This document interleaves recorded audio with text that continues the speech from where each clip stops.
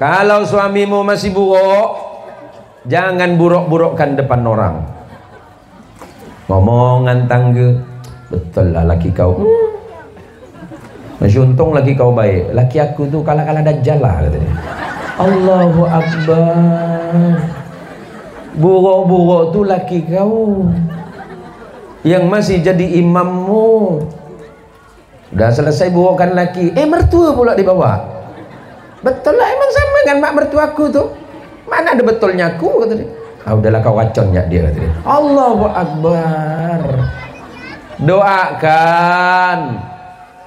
Fir'aun itu punya istri yang beriman kepada Allah, tapi istrinya tidak pernah mendoakan keburukan untuk Fir'aun. Dia selalu mendoakan kebaikan bagi Fir'aun. Ya Allah, mudah-mudahan suamiku yang bernama Fir'aun Engkau berikan petunjuk dan hidayah untuk menerima ajaran agamamu melalui Musa alaihi salatu wassalam. Jadi kalau istrimu, kalau suamimu masih seperti ini, ingatkan, nasihatkan, ya. Bismillahirrahmanirrahim. Assalamualaikum warahmatullahi wabarakatuh.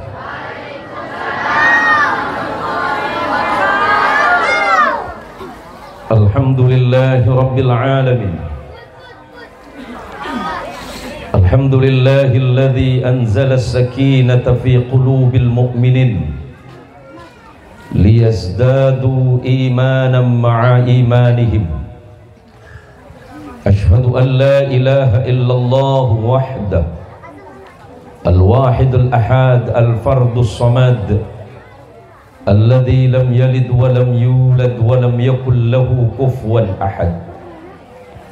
Wa ashhadu anna Muhammadan abduhu wa rasuluhu wa khaliluhu wa la nabiyya ba'dah.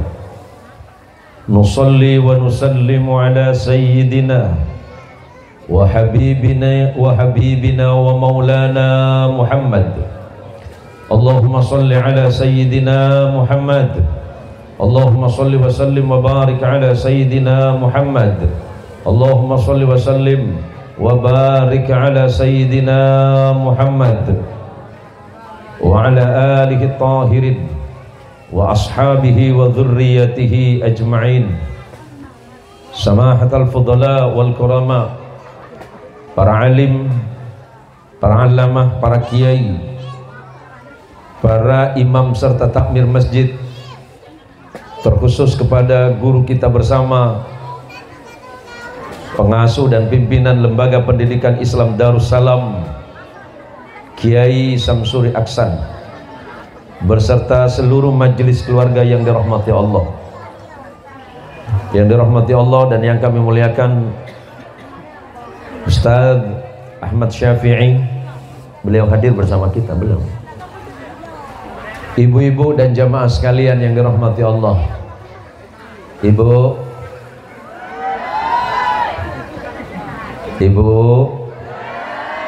sehat ya. Saya doakan kesehatannya bertambah, rezekinya juga nambah, hartanya nambah, kehidupannya tambah bahagia. Bapak-bapak mudah-mudahan sehatnya nambah, anaknya nambah, rezekinya nambah, istrinya nambah. Amin. Yang aminnya agak dalam ke Samsuri dari tadi. Amin. Pagi ini panitia pasti dari tadi pagi sudah cemas, tapi atas izin Allah, Allah ingin menampakkan kehebatannya. Jangan pernah mengeluh karena hujan itu turun, karena sesungguhnya ketika hujan turun pada saat itu rahmat Allah turun bersamanya.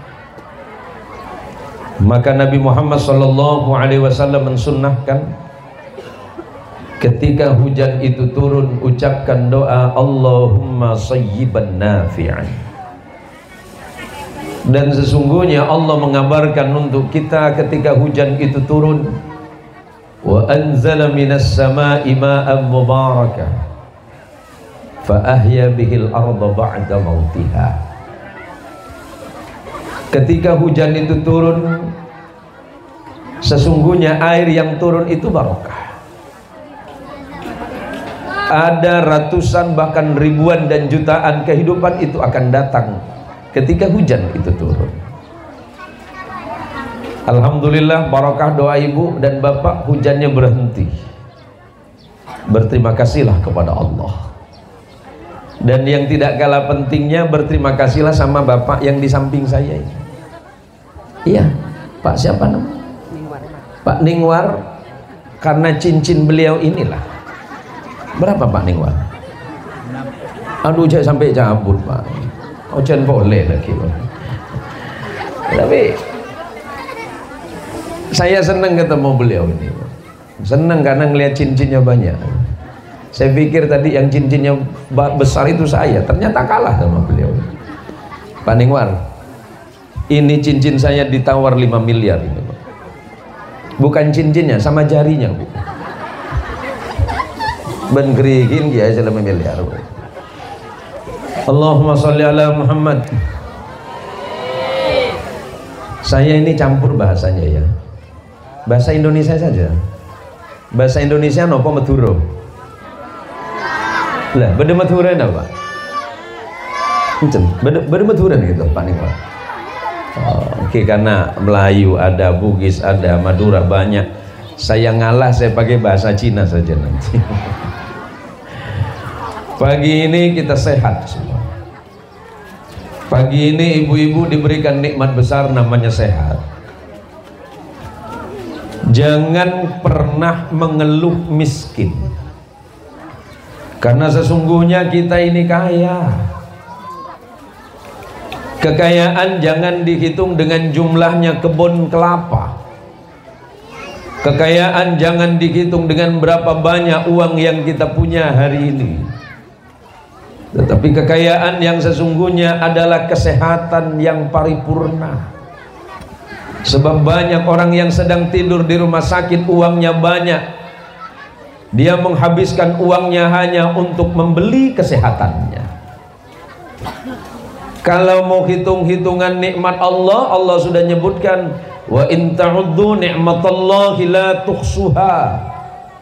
Orang-orang parit langgar, kalau kalian mau menghitung-hitung nikmat Allah, nggak bakal cukup, nggak mungkin mampu kalian ngitung.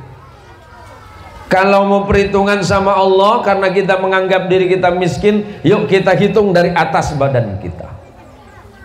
Mata ini mahal. Maka orang yang kaya adalah ketika Allah memberikan kenikmatan berupa sehatnya mata. Kalau mau dijual kanan kiri ini mahal. Ada yang mau jual? Berarti berapa nilai mata? Enggak ternilai. Telingamu yang bisa mendengar dengan jelas itu mahal. Hidungmu yang bisa menghirup udara pagi mahal. Di rumah sakit itu banyak saudara kita mau bernafas saja kesusahan, harus membayar oksigen satu tabung minimal 700.000. Apa yang harus kita perhitungkan dari Allah terhadap nikmat ini? Bukan kurang nikmat, sesungguhnya kita kurang bersyukur. Maka pagi ini yuk kita sebentar ngaji, karena mungkin waktu yang disiapkan panitia ini sekitar 20 menit saja. Berapa biasanya Kiai?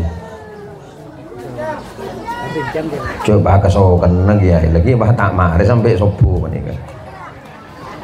Allahumma sholli ala Muhammad. Allahumma sholli ala Sayyidina Muhammad. Yang hadir di majlis maulid, mudah-mudahan semuanya menjadi orang-orang yang beriman dan bertakwa kepada Allah, dan senantiasa menjadi hamba-hamba Allah dan mencintai Rasulullah Muhammad sallallahu alaihi wasallam. Ibu, cinta Nabi apa suami? Cinta suami apa Nabi? Cinta Nabi apa suami? Pak, cinta istri apa Nabi, Pak? Cok dua-duanya Pak, pilih. Cinta istri apa Nabi Pak? Cinta Nabi. Dengerin Bu, suamimu lebih mencintai Nabi, dia sudah tidak cinta lagi kepadamu. Dan gajah Bu. Kenapa kita pagi hari ini berkumpul? Karena ini adalah kita umatnya Rasulullah Muhammadin sallallahu alaihi wasallam. Dalam Al-Hawi lil Fatawi, Imam Jalaluddin As-Suyuti pernah ditanya tentang maulid. Ya Imam As-Suyuti, sesungguhnya maulid itu apa Imam? Beliau menjawab, al-jawabu indi anna asla amali maulidin Nabi sallallahu alaihi wasallam alladhi huwa ijtima'un nas wa qira'atu ma tayassara min al-Qur'an wal akhbarul waridati fi mabda'i amrin Nabi sallallahu alaihi wasallam. Maulid Nabi itu awal mulanya, kata Imam Suyuti, berkumpulnya orang ramai seperti ini. Mereka datang hadir berkumpul, yang di dalamnya dibacakan Quran. Tadi kita bersama-sama mendengarkan bacaan Al-Quran. Yang saya dengar itu dari beliau, guru kita Ananda Muhammad Rizal Ramadan. Yang mana orangnya? Yang mana Rizal? Subhanallah, saya dengar mu'alaf ya. Subhanallah, ini dari Bengkayang Bu, suaranya bagus sekali itu. Mudah-mudahan anak kita ini menjadi penghafal Al-Quranul Karim. Makanya nanti kalau pulang ke rumah, yang punya anak-anak kecil, yuk pegang kepala anaknya sekarang, yang dekat sama anaknya ya, pegang kepala anaknya, jangan pelenger Bu, tekuk boy. Ikuti bacaan saya. Ini doanya Nabi Muhammad SAW yang beliau doakan untuk sahabatnya Abdullah bin Abbas. Saya ijazahkan secara umum ini. Bismillahirrahmanirrahim. Allahumma faqihhu fid din wa 'allimhu ta'wil. Allahumma faqihhu fid din wa 'allimhu ta'wil. Allahumma faqihhu fid din wa 'allimhu ta'wil. Amin ya rabbal alamin. Mudah-mudahan anaknya jadi anak saleh, menjadi orang yang ahli ilmu dan penghafal Al-Quran. Insya Allah nanti setiap habis sholat, ibu pegang kepalanya dan doakan seperti itu. Kalau bapaknya Ustadz boleh, bapaknya boleh dibacakan, boleh, tapi bukan doa yang tadi. Pegang kakinya, bacakan ayat Kursi 41. Untuk apa Ustadz? Abu jin malah keluar Bu. Tapi suami saya malas sholat. Ustadz biarin saja dulu, doakan saja suamimu menjadi orang saleh. Enggak berhenti main slot Ustadz. Aduh le tepanin nih. Bu, hati-hati ya, jaga anak-anaknya, jaga anak-anak kita biar aman. Masukin pesantren nih, masukin sini nih. Sudah berapa Kiai santri yang mukim? Kurang lebih 100. Insya Allah ilmunya aman, sesuai dengan ajaran Nabi Muhammad Sallallahu Alaihi Wasallam. Nah, nanti serahkan putra putrinya ke sini, biar dididik, diajar jadi anak salih. Karena kalau jadi anak salih, orang tuanya beruntung dunia akhirat. Kalau anaknya pintar, belum tentu orang tuanya beruntung. Banyak di negara ini orang pintar, tapi belum tentu membawa perubahan bagi dirinya, bahkan kepada masyarakat. Tetapi ketika orang itu, ketika anak itu sudah jadi anak salih, maka insya Allah akan membawa perubahan yang baik bagi dirinya dan umat. Maka apa yang dijelaskan oleh Imam Suyuti rahimahullahu ta'ala, ketika mereka datang berkumpul, dibacakan Quran dan dibacakan sejarah kelahiran Nabi Muhammad sallallahu alaihi wasallam, perjuangan beliau, kemudian di mana beliau menyampaikan risalah agama Allah ini. Bukan persoalan mudah dan gampang. Berdakwahnya Nabi tidak mulus, berjuangnya Nabi tidak mudah. Sama halnya dengan para penerus para nabi. para sahabat, para tabi'in, para tabi'ut tabi'in, para ulama setelahnya, termasuk Kiai Samsuri Aksan, menjadi kiai, menjadi ustadz itu bukan persoalan gampang. Yakinlah bahwa perjalananmu dalam perjuangan dakwahmu, orang pertama yang tidak akan senang adalah orang-orang yang berada di sekitarmu, karena orang yang membenci perjuangan Nabi adalah paman dan keluarga Nabi sendiri, bukan orang yang jauh di antara hidup Nabi. Maka ketika kita hari ini menjadi pemimpin, menjadi ustadz, menjadi kiai, menjadi da'i, menjadi orang-orang yang mengajak dan mengajarkan kebaikan, perjalanannya tidak gampang. Allah menjelaskan dalam Quran, Bismillahirrahmanirrahim, laqad ja'akum rasulun min anfusikum azizun 'alaihi ma anittum harisun 'alaikum bil mu'minina raufur rahim. Nabi berjuang itu tidak mudah, Pak. Permusuhan mereka terhadap Nabi luar biasa. Nabi berada dalam ancaman, bukan ancaman biasa, ancaman pembunuhan. Bahkan tidak jarang mereka itu menyakiti para sahabat-sahabat Nabi, termasuklah Nabi sendiri. Maka apa kata Allah dalam surat At-Taubah tadi? Laqad ja'akum rasulun min anfusikum, sungguh telah datang kepada kalian semuanya seorang rasul utusan Allah yang membawa risalah agama Allah. Dari siapa? Dari keluarga kalian sendiri, dari diri kalian sendiri. Walaupun Ibnu Abbas bukan membaca min anfusikum, tapi min anfasikum. Kenapa min anfasikum? Orang terbaik di antara kalian yang bernama Muhammad sallallahu alaihi wasallam. Berat perjuangan nabimu, kata Allah. Sulit perjuangan nabimu. Bukan ketika menyampaikan Islam kemudian langsung diterima. Yang terjadi malah sebaliknya, mereka dimusuhi, Nabi dimusuhi, Nabi diperangi. Kenapa Nabi sabar? Kenapa Nabi ikhlas? Karena untuk menyelamatkan umat manusia dari kerusakan. Walaupun Nabi dimusuhi, apa yang dilakukan oleh Nabi? Harisun 'alaikum bil mu'minin. Nabi itu tidak merubah sikapnya. Sikap Nabi masih santun. Maka ini peringatan untuk kita, Pak. Para kiai, para ustadz, mari kita sampaikan kebenaran dari Allah. Yang benar tetap benar, yang salah tetap salah. Tapi caranya tetap santun.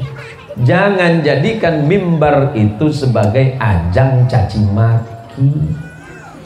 Tidak boleh kita mencaci orang lain karena berbeda dengan kita. Paham, Pak? Paham, Bu? Walaupun tetanggamu itu tidak senang, ya biarkan saja. Doakan kepada Allah, mudah-mudahan mereka itu diberikan hidayah terbaik. Kalau ada orang membencimu, jangan balas kebencian itu. Sebab kalau Anda membalas kebencian Anda, bedanya di mana? Ada orang yang menjelek-jelekkan kita, biarkan saja.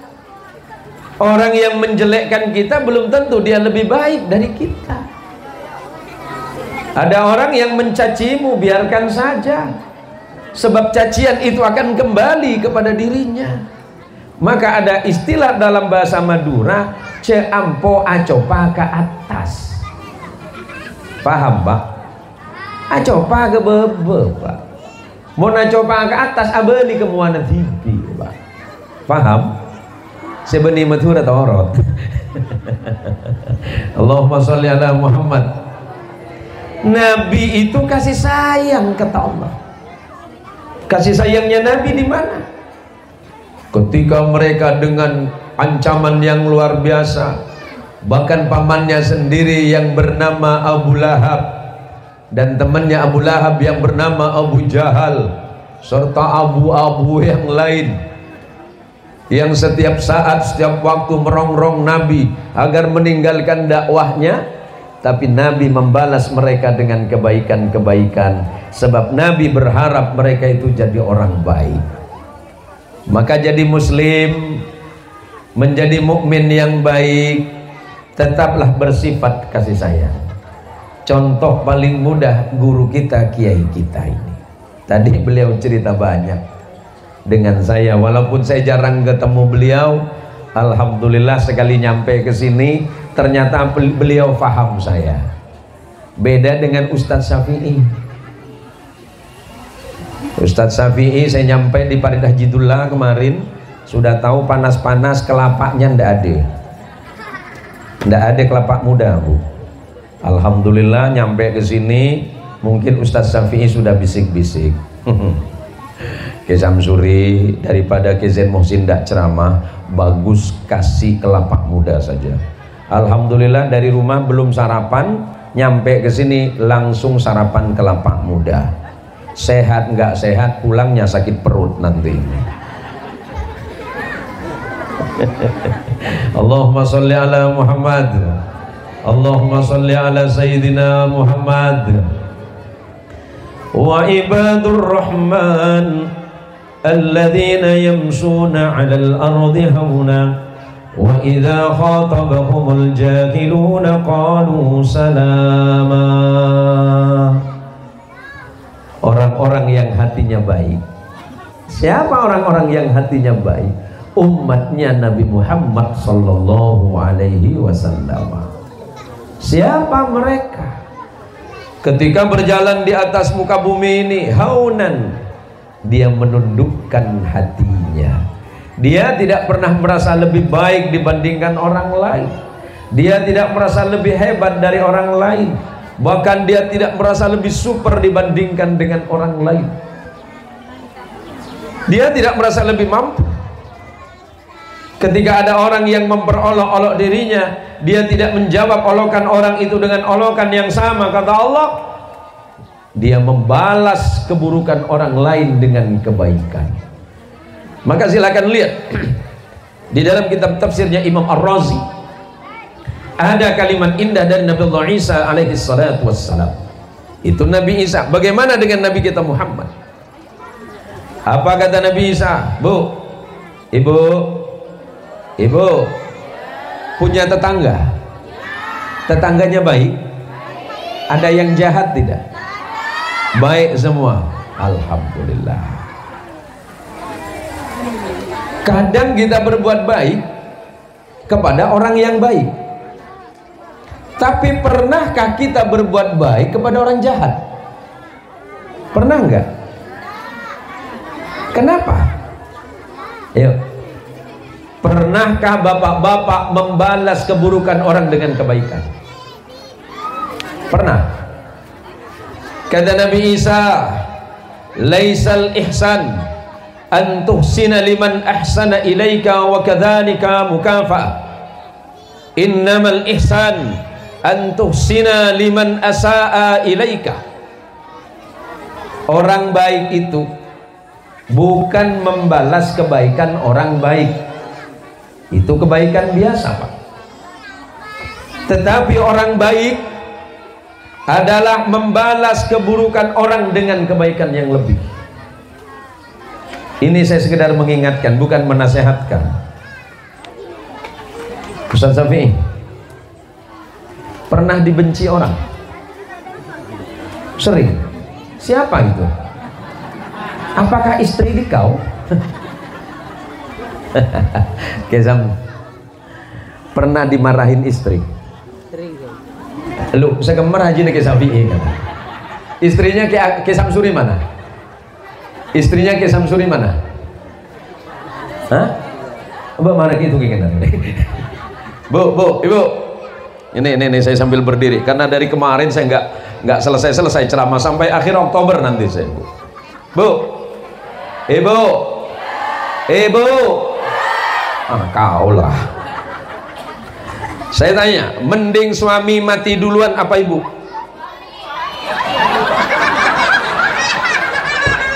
Karo-karuan nongko. Balas, Pak. Mending suami meninggal duluan atau ibu? Datang betul dua tadi. Ya balas Pak. Mending istri mati duluan apa suami? Suami duluan mati apa istri, Pak? Istri. Suami istri sudah tidak saling mencintai. Untuk apa mempertahankan rumah tangga ini? Saya tanya dengan ibu, kenapa mending suami mati duluan? Biar kawin lagi. Allahu Akbar. Ternyata buaya banyak yang betina juga rupanya. Kalau manusia itu suruh milih ya mesti yang enak-enak.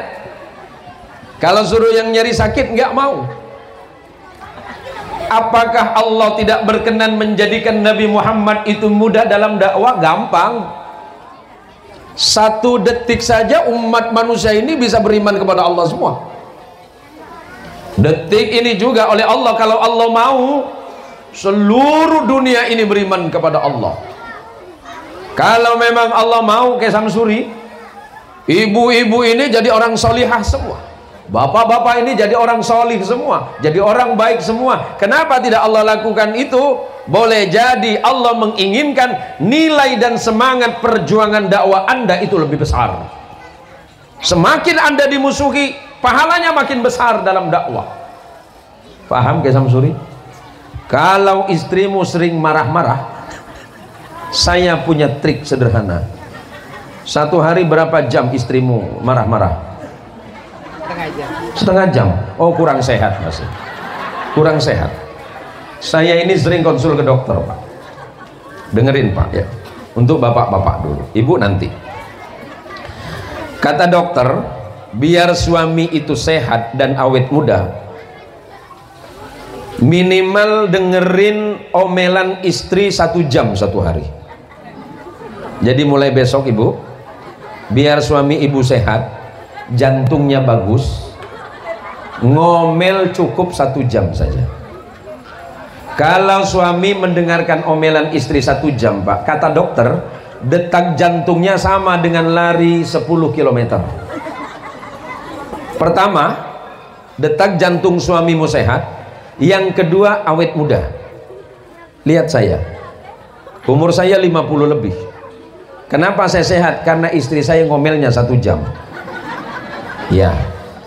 Tapi kalau ngomelnya 2 jam, kata dokter, jantungnya masalah dan tidak mungkin dia awet muda suamimu, yang ada malah mati muda nanti. Jadi mulai besok ke Samsuri, setiap pagi selepas sholat subuh duduk di kursi, biarkan istri sampean ceramahin sampean 1 jam. Insya Allah sehat, Pak. Sehat, Pak. Tapi kalau sampean tidak kuat, langsung datang ke dokter, minta obat tengel untuk seminggu.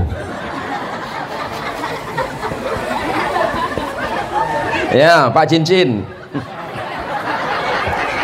Bila boleh Pak Cincin. Istri sampean sering marah? Sering? Kenapa tidak dibalas? Awalnya Pak Katok bencelon je.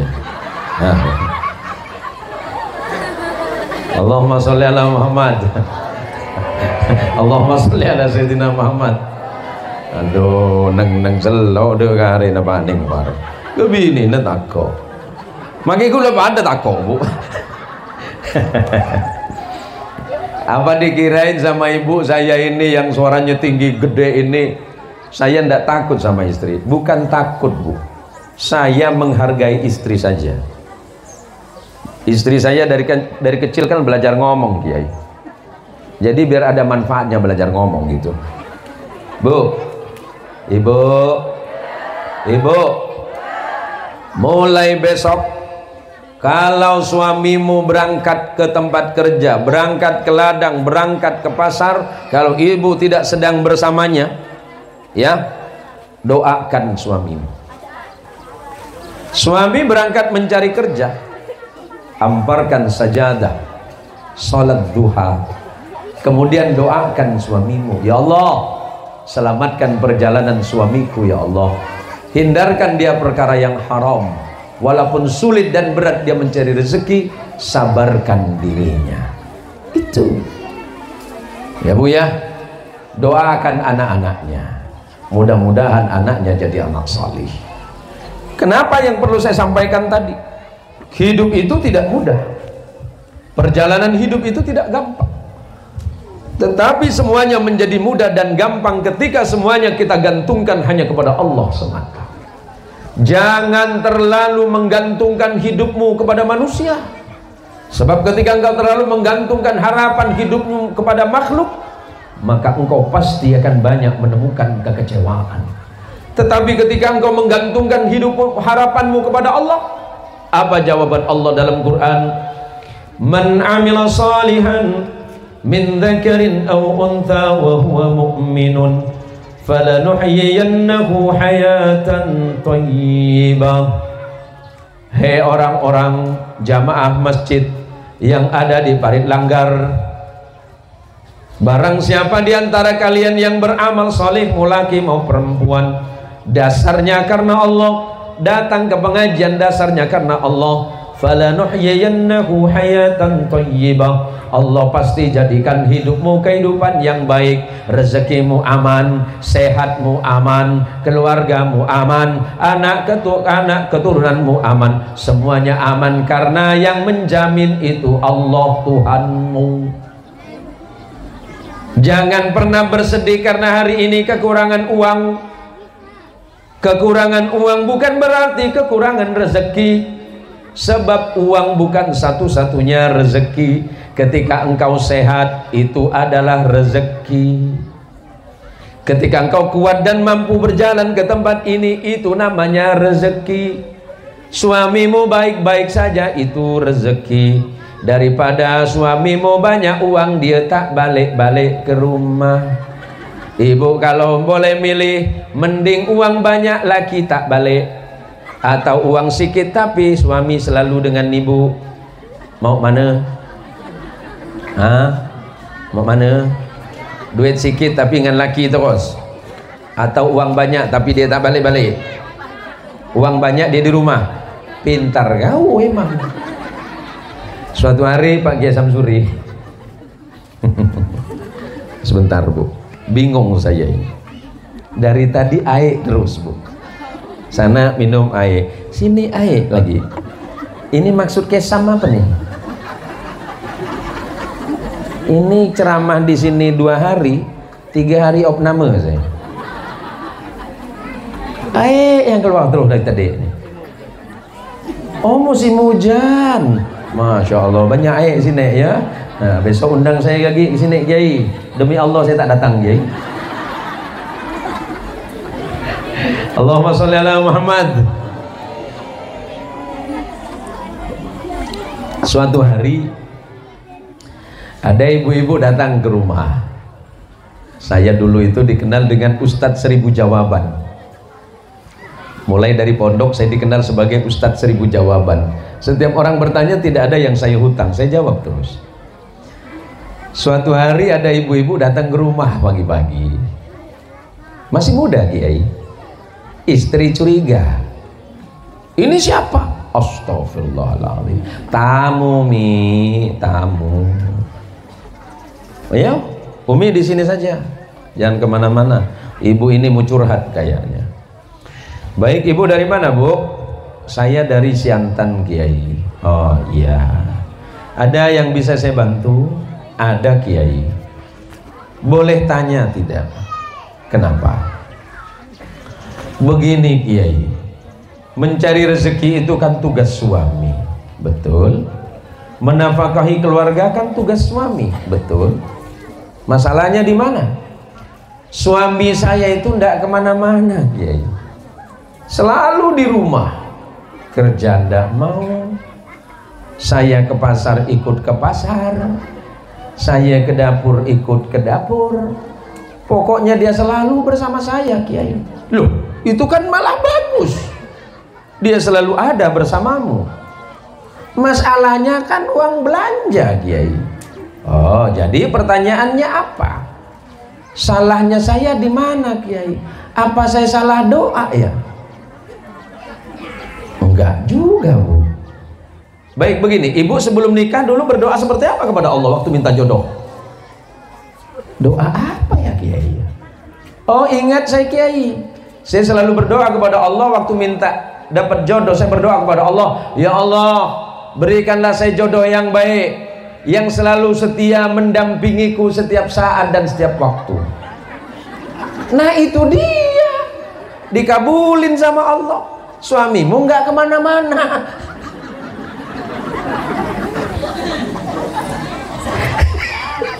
Ini nampaknya Kisafi ini nggak kemana-mana ini. Lah kan salah sendiri. Doa itu pasti dikabulkan oleh Allah karena Allah mendengarkan. Wa idza salaka ibadi anni fa inni qaribun ujibu da'watad da'i idza da'an. Jadi kata Allah, Allah itu adalah zat yang maha mendengarkan. Setiap siapapun di antara kalian yang mau berdoa kepada Allah, berdoalah karena Allah pasti akan mengabulkan. Kewajiban Allah adalah mengabulkan doa dan permintaan hamba-hambanya.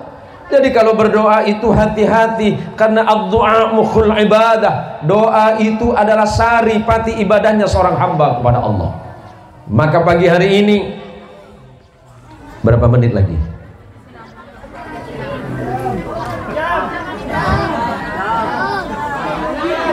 Berapa jam, Mbak?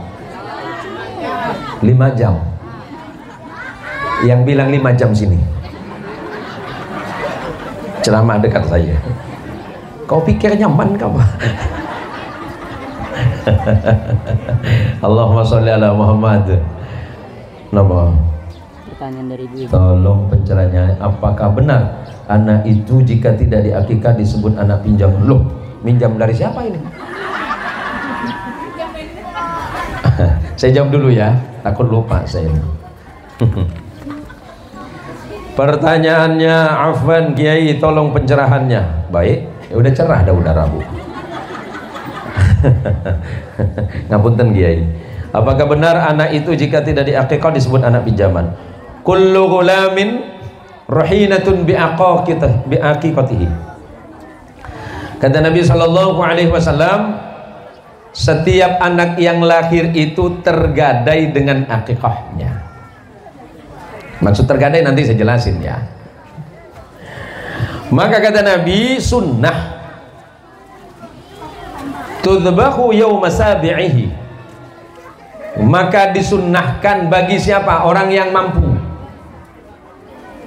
untuk memotong hewan akikah. Kapan? Mulai dari hari ke-7. Setelah diakikah, kemudian dipotong rambutnya dan kemudian diberikan nama yang baik. Yang dimaksud dengan tergadai itu orang tua itu yang mampu untuk mengakikahkan anaknya, akikahkan.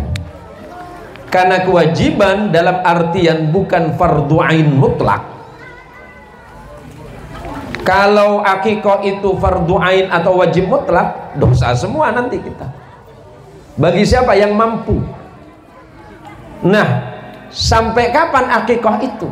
Sampai akil baligh. Kalau anak yang sudah baligh, tidak wajib lagi akikah, atau tidak disunnahkan lagi.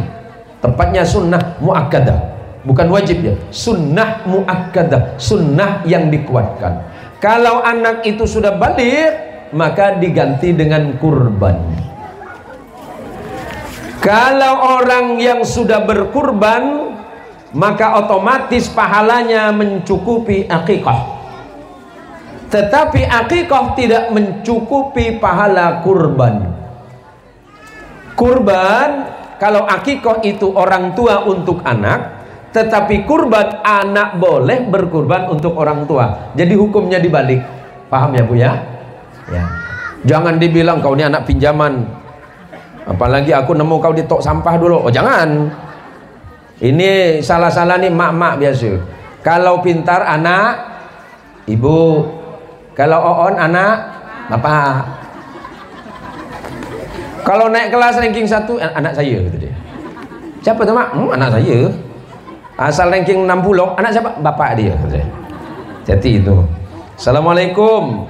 Mohon maaf Kiai, tolong penjelasannya bagaimana menyikapi suami yang mempunyai perilaku buruk dan suka marah-marah. Ini yang nanya siapa nih? Angkat tangan. Emang tak betul lagi kau tuh.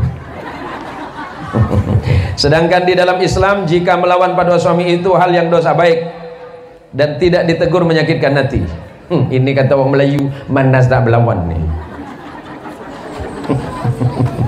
Nak dilawan lagi. Ada satu kaidah hukum bu ya, la ta'ata bi makhluqatillah fi ma'siyatil khaliq. Tidak boleh seseorang itu taat kepada seorang hamba kalau menjadi maksiat di jalan Allah. Maka kewajiban pertama seorang suami adalah menjadi imam. Kullukum ra'in wa kullukum mas'ulun an ra'iyatihi. Setiap laki-laki itu imam, pemimpin. Setiap manusia itu pemimpin, dan setiap pemimpin pasti akan ditanya oleh Allah tentang kepemimpinannya. Apa? Suami itu pemimpin bagi istri. Maka kata Rasulullah sallallahu alaihi wasallam, khairukum wa khiyarukum man ahsana li ahlikum. Suami yang baik, laki-laki yang baik itu adalah yang berperilaku baik dengan akhlak yang baik, memimpin istri dengan baik, memimpin anak dengan baik. Itu baru suami yang dimaksud dalam Islam. Paham? Tapi kalau saya melawan dalam Islam tak boleh. Tegur suamimu, nasihati suamimu. Kalau suamimu masih malas sholat, doakan kepada Allah, ya Allah, bukakan pintu hati suamiku agar dia menjadi suami yang beriman dan bertakwa. Bolehkah saya doakan keburukan? Jangan. Laki saya tak mau sholat Pak Ustaz, boleh enggak saya doakan mati muda dia? Oh, tak boleh.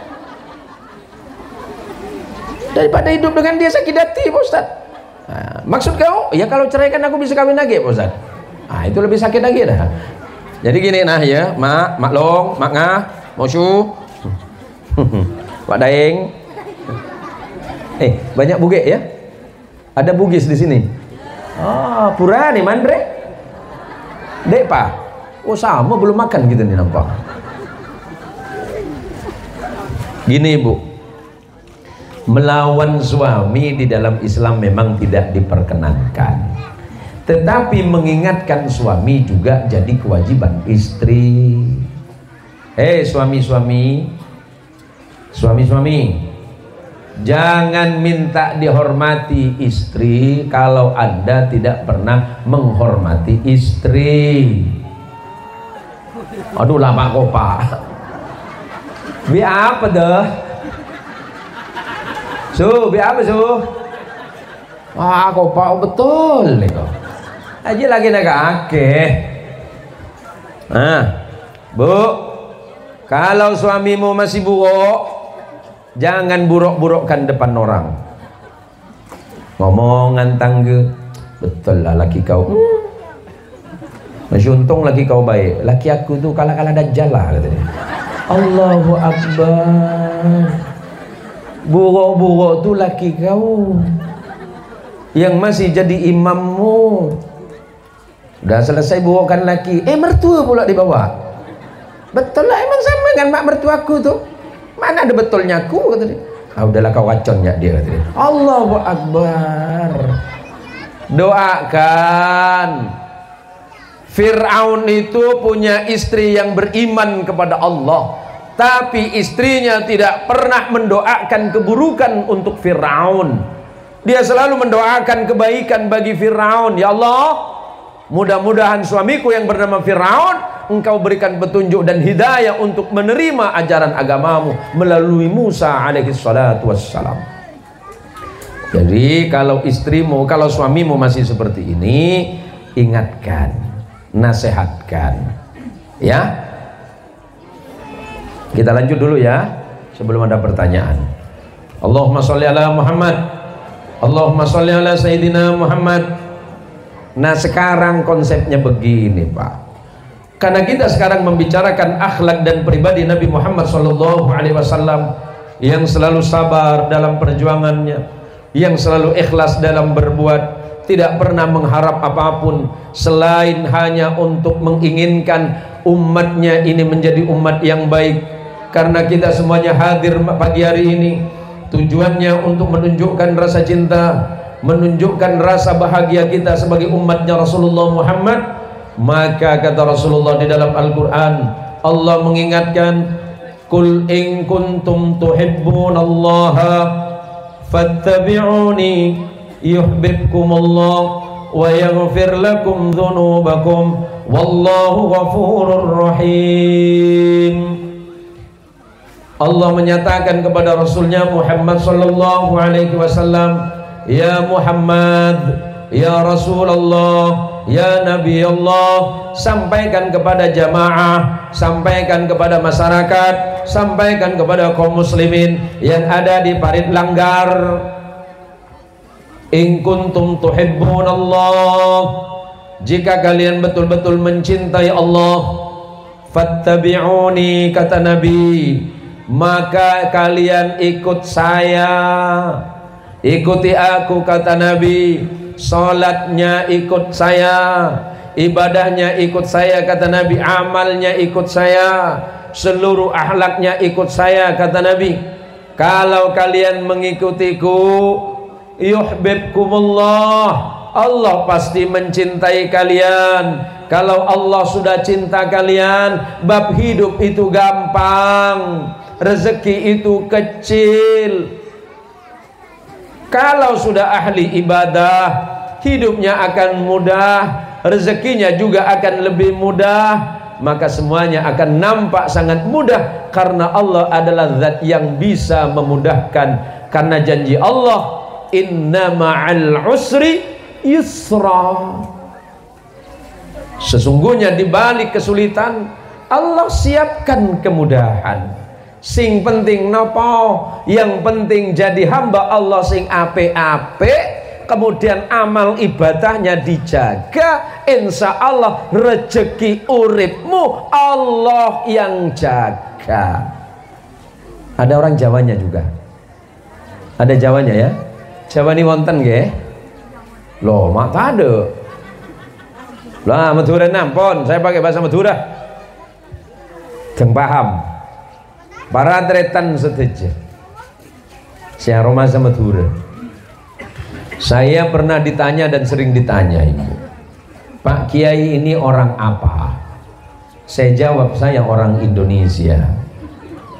Enggak Kiai, sukunya. Oh, suku saya dua, kanan sama kiri. Oh, itu soko Kiai. Enggak, Kiai ini kok banyak sekali bahasanya. Saya ini biasanya pakai 7 bahasa, Ibu. Bahasa daerah kita saya pakai bahasa Madura, bahasa Jawa, bahasa Sunda, bahasa Padang, bahasa Ahe, dan bahasa Melayu. Sudah 6. Bahasa internasionalnya cuma 2. Saya pakai bahasa Arab sama bahasa Inggris.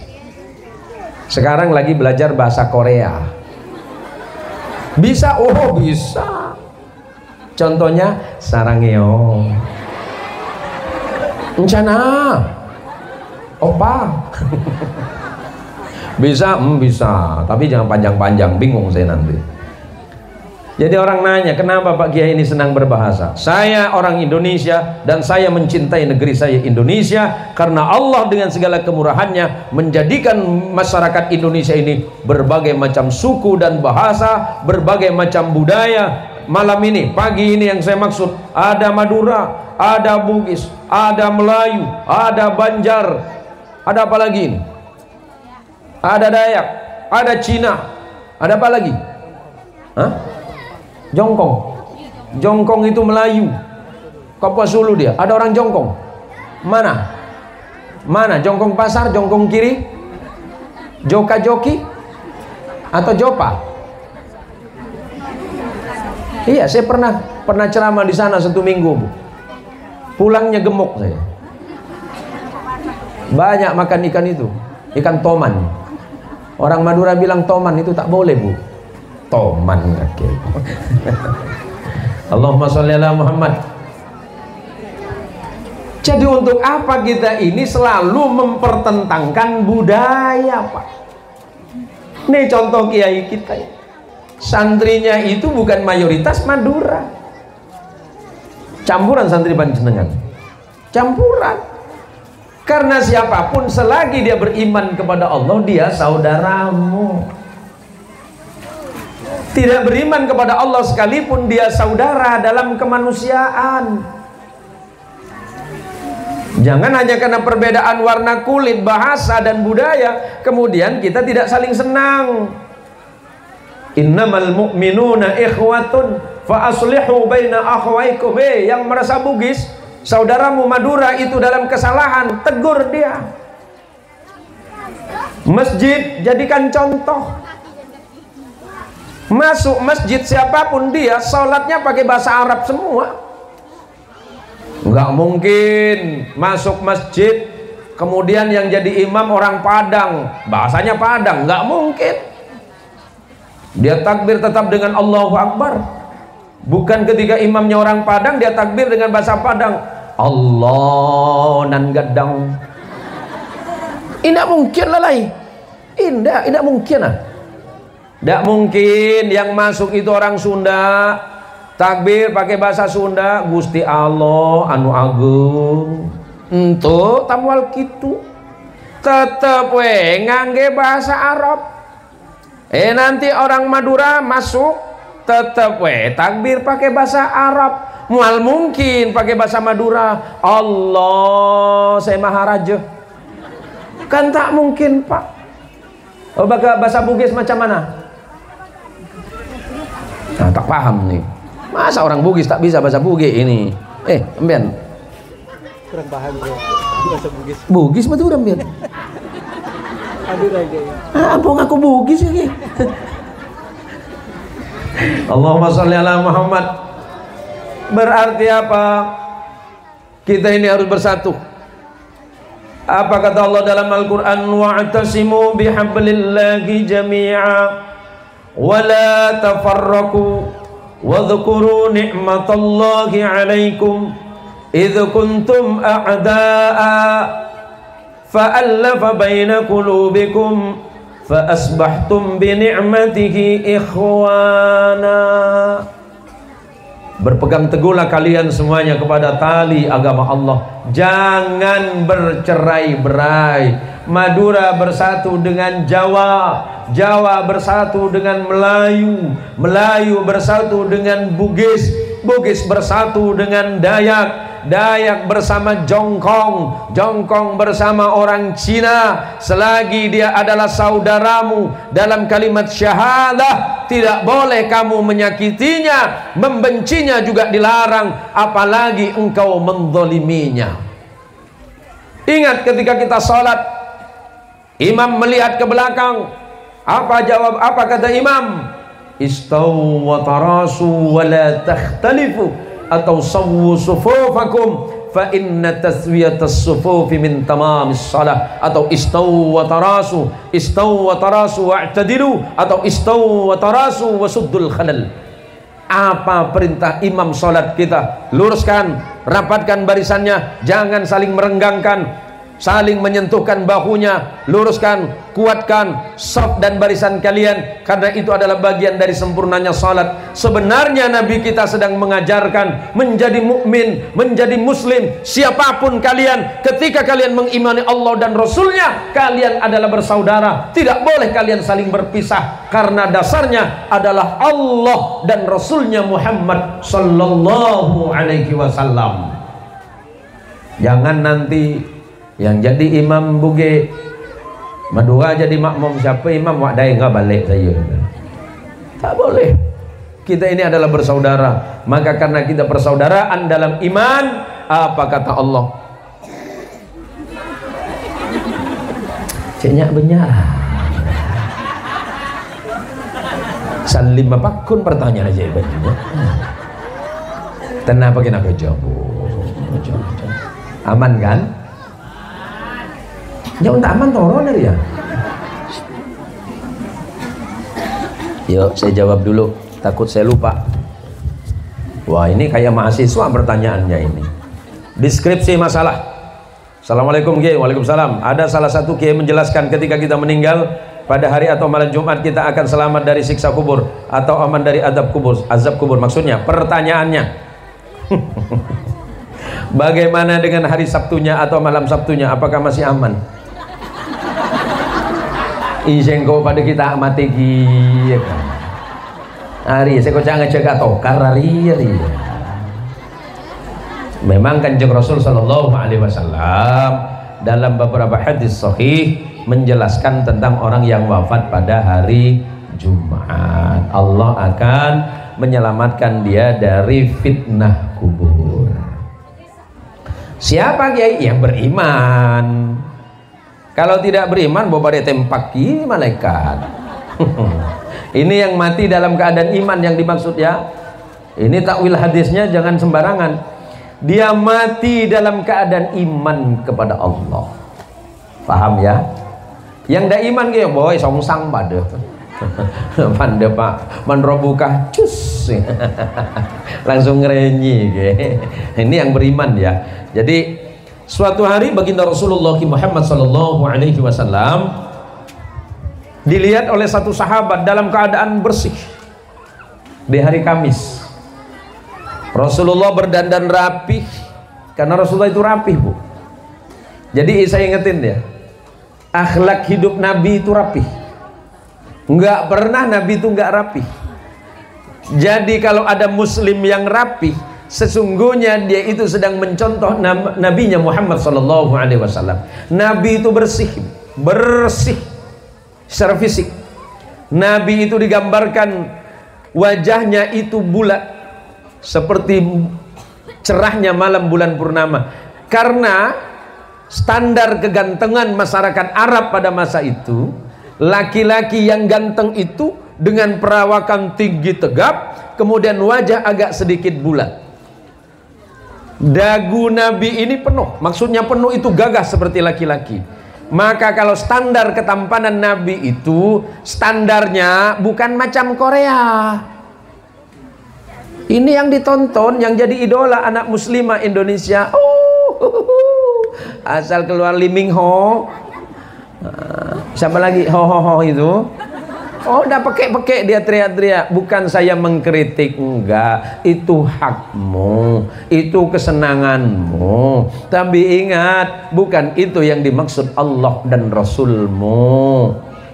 Wajahnya Rasulullah itu adalah wajah yang rupawan. Setiap wanita yang menatapnya pasti akan tertawan. Macam di sini. Ya beliau sih enggak ganteng-ganteng amat sih. Cuma kalau beliau itu sudah misem, sudah senyum, oh janda anak 10 mau dikawin dengan beliau. Bukan itu yang saya maksud. Maka si Nabi itu, Allahumma sholli ala Muhammad, Allahumma sholli ala Sayyidina Muhammad. Wajahnya Nabi itu terkesan seperti orang yang tersenyum. Dan memang Nabi gampang tersenyum. Maka kata Nabi, sedekah paling murah meriah itu senyum. Korco pahami semden beden, Bu. Masa pada orang lebat. Wah, hati-hati. Tabassumuka biwajhi akhika sedekah. Senyummu kepada saudaramu itu sedekah. Ojo orang mancorong terus. Paning war. Bian, bisa senyum. Oh, tahu sabar lebar gigi kali 2. Tak bisa. Senyum. Gigi Nabi itu putih berseri. Tidak ada satu noda sedikit pun, bahkan titik noda itu tidak ada. Karena Nabi apa? Senang bersiwak. Aroma tubuh Nabi itu harum. Jarak 40 meter orang tahu kalau itu Nabi. Sama dengan kita. Siapa cek bocong ngereo? Mandi apa bener? Nabi itu harum, Bu. Nabi nggak usah pakai parfum, harum. Kenapa? Makanannya dijaga. Nabi itu tidak pernah memakan sesuatu yang mengandung bau. Maka kata Nabi, makruh hukumnya siapapun masuk ke dalam masjidku kalau dia habis makan su'um. Apa itu? Sejenis bawang putih dan bawang bombay. Nabi melarang sahabat masuk masjid kalau habis makan bawang. Orang parit langgar pagi jengkol. Sedap nih gitu kan. Tak tuhan-tuhan dari pokok dia. Siang dikit jus petai. Sore malam makan buah malanding. Ya Allah, jarak 200 meter dia mandi, ikan mati semua. Nabi itu harum, Pak. Harum, bahkan tanpa pakai parfum atau wangi-wangian sekalipun Nabi itu harum. Rambut Nabi ikal, agak sedikit bergelombang, sebatas bahu di sini. Janggut Nabi bukan macam punya saya, berantakan. Janggut Nabi itu rapih dan selalu tersisir dan diminyakin. Jadi jenggot Nabi itu menurut kitab-kitab yang memang masyhur dalam hadis-hadis yang sahih, ukuran janggut Nabi itu ukuran sekepalan tangan Nabi. Ya, oh difahami ya, sekepalan tangannya selalu rapih. Alis Nabi tebal, digambarkan seperti bulan tanggal 3. Macam punya mak-mak di karo. Lupa kemarin beli pensil alis. Nanya ngan anak, nak, kawadiano ke spidol ke? Lama dia bikin pensil alis Pak Kiai. Nah, jadi kalau istri Pak Kiai diajak undangan, yang lama itu waktu bikin alis bisa makan 2,5 jam dia. Oke. Lupa dia kalau dia pakai spidol. Datang undangan pengantin makan bakso panas-panas, meleleh dia punya benda. Karena panas dia lupa ambil tisu. Selesai semua barang tuh. Tetangga sebelah ini, astagfirullahaladzim, ngapa kau macam mantu siang-siang, kata dia. Nah, maka hati-hati mak ya.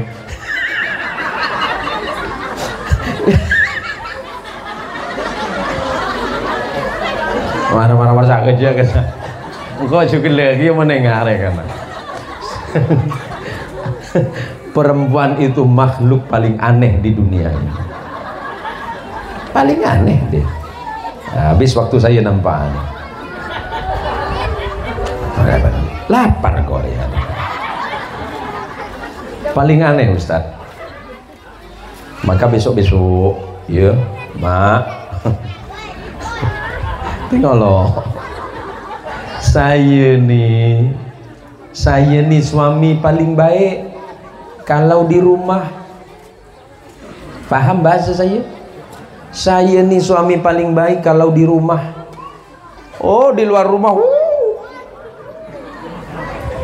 sama dengan Ustaz Syafi'i. Ini wajahnya meyakinkan sekali.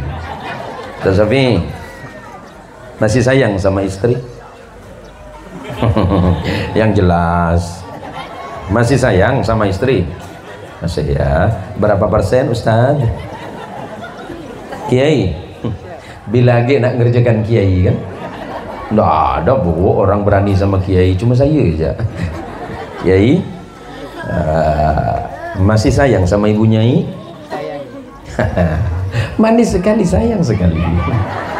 Kira-kira berapa persen Kiai? 50%. Allahu Akbar.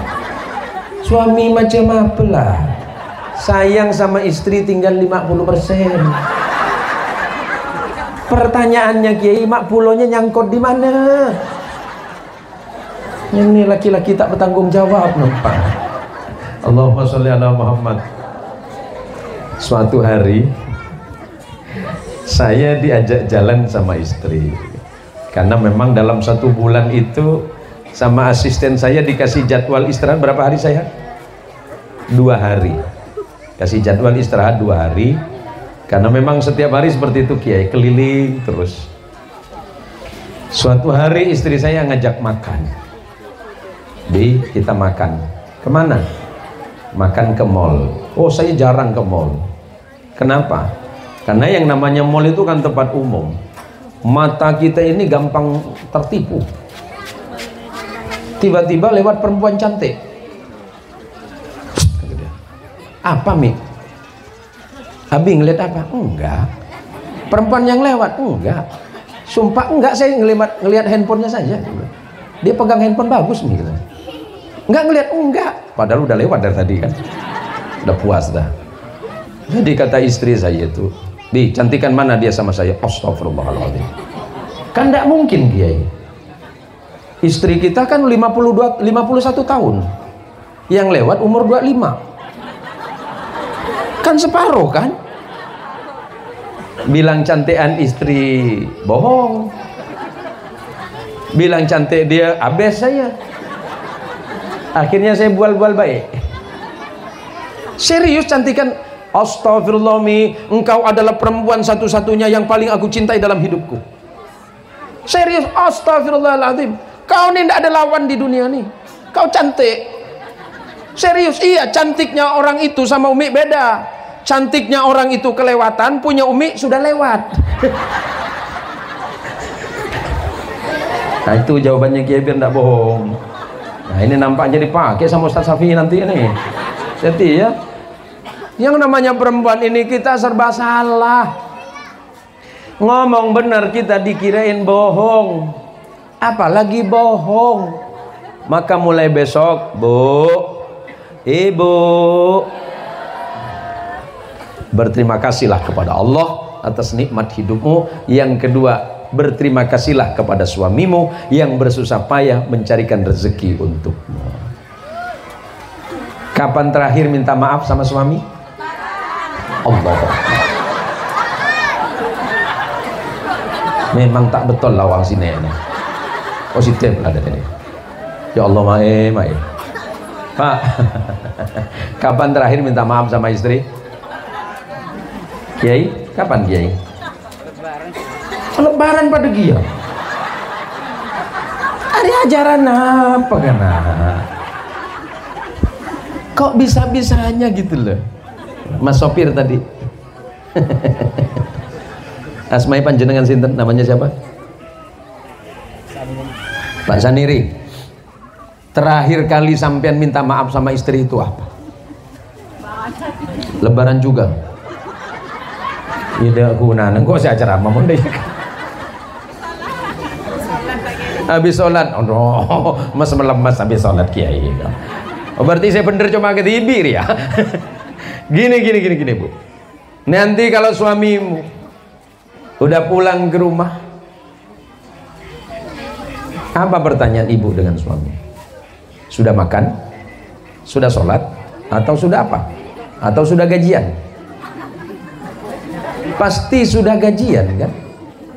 Hari ya saya ada sini gini ngerti ya. Anak sabar ya. Begini loh Bu. Bersyukur kepada Allah itu wajib. Tapi berterima kasih kepada suami itu penting.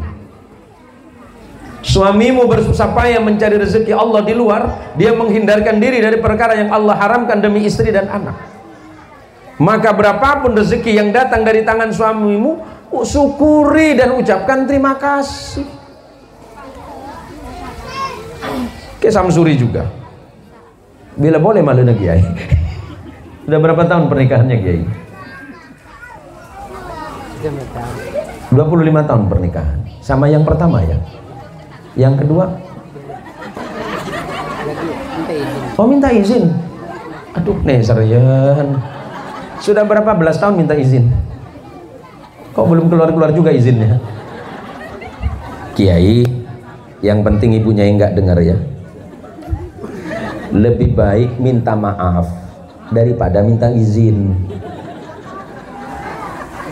Sampai kiamat 3 kali izin tak keluar Kiai.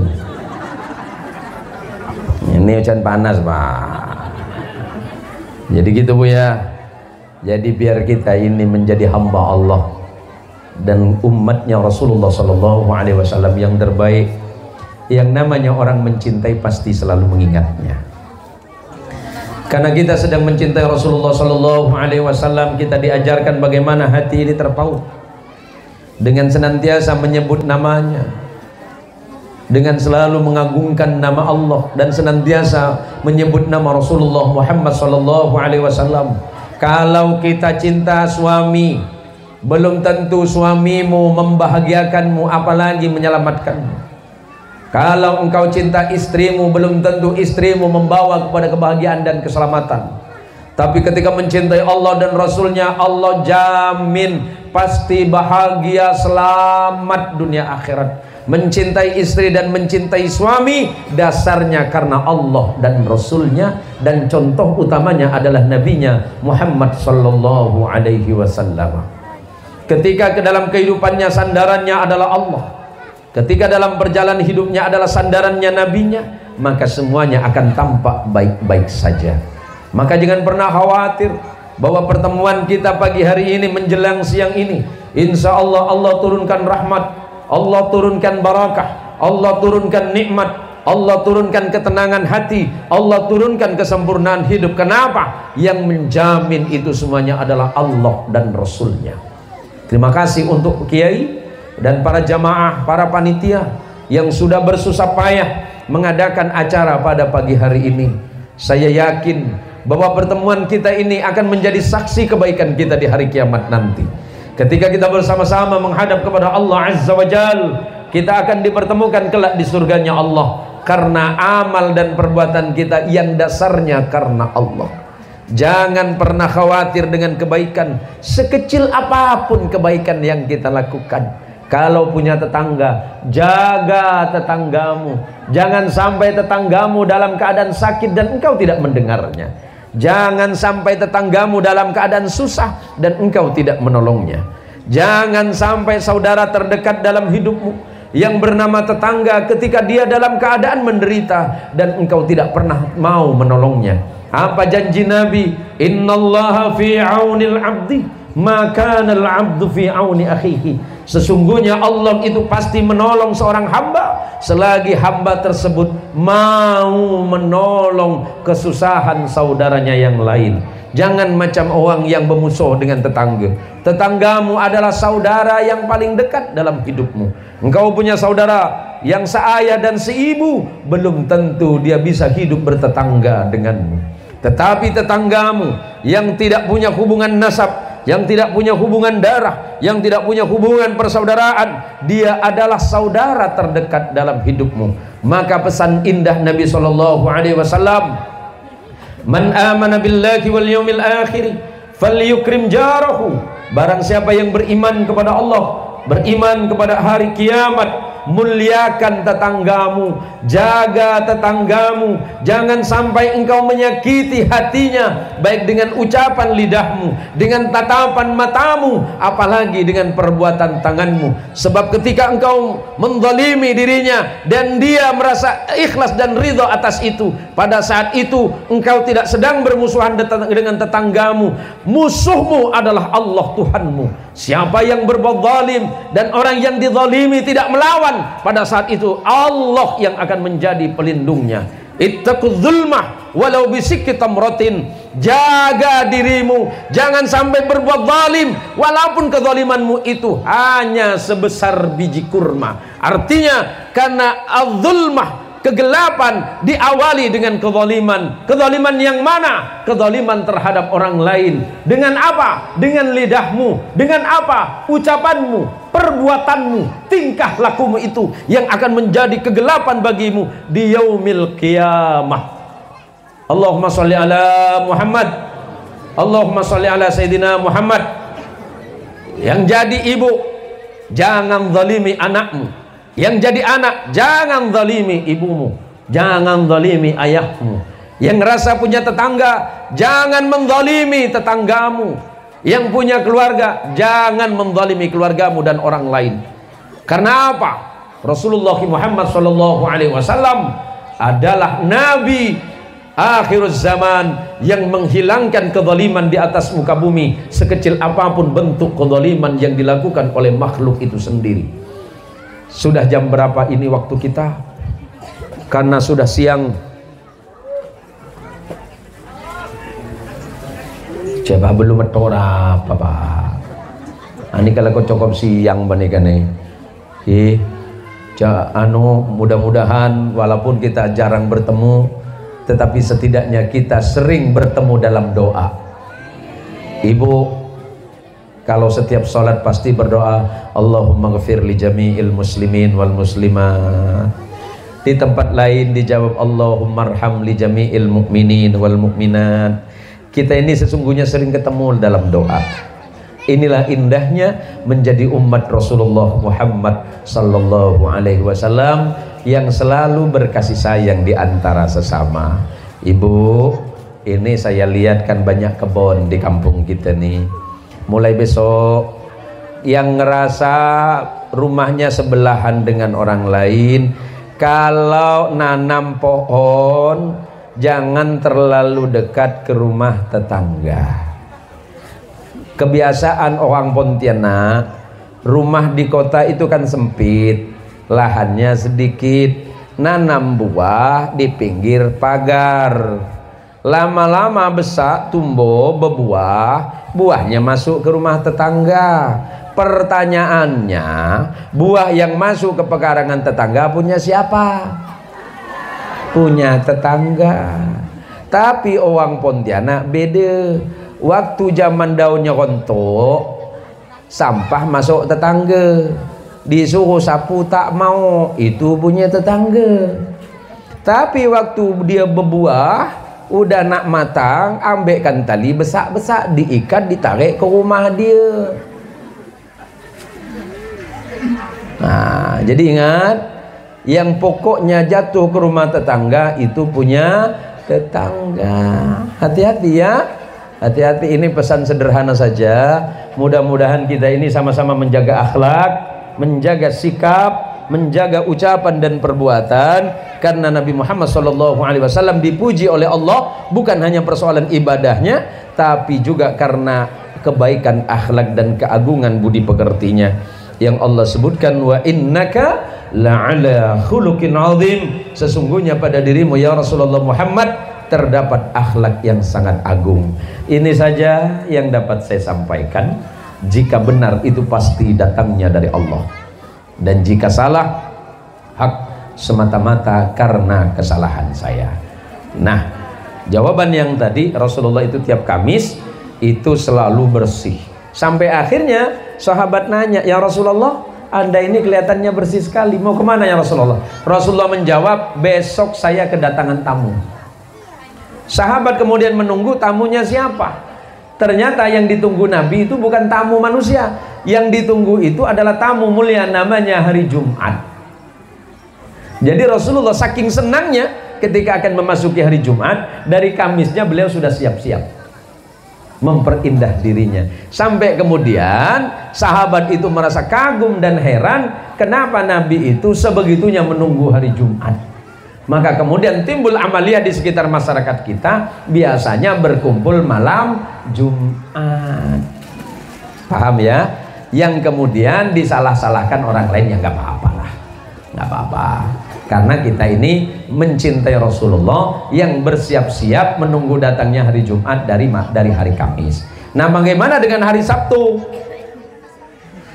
Selagi dia mengucapkan kalimat la ilaha illallah Muhammadur Rasulullah, maka dia mati dalam keadaan husnul khatimah. Mau mati hari Minggu, mau mati hari Ahad, mau Itsnain, mau Selasa, mau Jumat, mau Kamis, sama. Selagi dia mati dalam keadaan husnul khatimah. Innamal a'malu bil awakhir, karena sesungguhnya amal manusia penentuannya adalah di akhir kehidupannya. Ketika dia nazak mengucapkan kalimat ketika sakaratul maut, mengucapkan kalimat la ilaha illallah Muhammadur Rasulullah. Kita ini diajarkan oleh Nabi minta mati dalam keadaan husnul khatimah. Seperti itu Bu ya. Terima kasih Kiai. Mudah-mudahan pondok pesantren ini, lembaga Islam ini menjadi lembaga pendidikan yang dapat mampu melahirkan anak-anak yang beriman, bertakwa kepada Allah, agar mereka menjadi pejuang-pejuang agama Allah di masa-masa yang akan datang. Terima kasih. Mohon maaf jika apa yang saya sampaikan salah ucapan atau salah dalam hal yang lain, semata-mata itulah bentuk kelemahan saya sebagai hamba Allah. Ibu semuanya mudah-mudahan sehat, jaga keluarganya, jaga suaminya, jaga rezekinya, jaga hartanya, dan jangan lupa jaga alisnya. Terima kasih. Ini saja, wallahul muwaffiq ila aqwamit thariq. Assalamualaikum warahmatullahi wabarakatuh.